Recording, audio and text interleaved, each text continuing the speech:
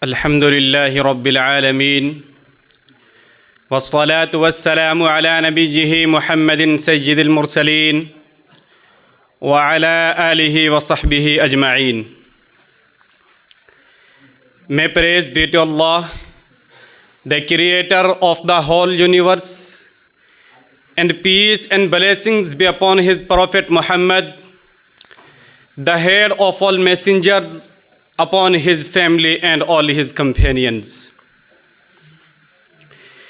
Distinguished President of today's program, honorable judges, respected teachers, and dear all.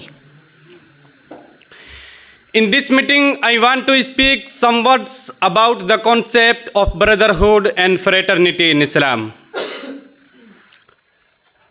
Dear audience, the importance of fraternity in Islam cannot be overlooked. There are many ahadith relating to the fact that Muslims are a single united body, each part responsible for the other.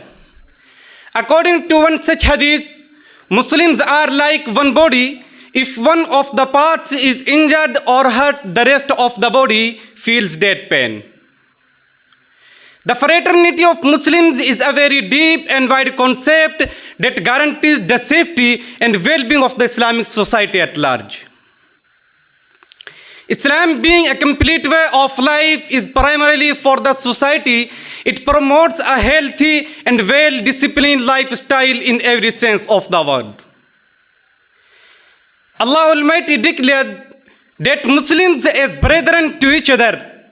As the Quran says, إنما المؤمنون إخوة فأصلحوا بين أخويكم واتقوا الله لعلكم ترحمون. All believers are but brothers. Therefore seek reconciliation between your two brothers and fear Allah so that you may be blessed with mercy. The Prophet, Allah bless him and give him peace, also was reported to have said, a Muslim is brother of another Muslim.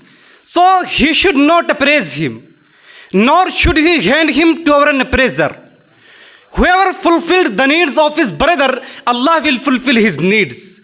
Whoever brought his Muslim brother out of a discomfort, Allah will bring him out of the discomforts of the day of resurrection. And whoever screened a Muslim, Allah will screen him on the day of resurrection. Sahih Bukhari. The Prophet sallallahu alaihi wasallam also said, none of you will have faith till he wishes for his Muslim brother what he likes for himself. Sahih Bukhari. Islam emphasized fraternity and unity. It forbade the things which may harm this spirit. It is forbidden, for example, for two Muslims to start whispering in the presence of the third person. This might offend him and lead him to think the otherwise. Allah Jalla Jalaluhu prohibited backbiting and mocking others.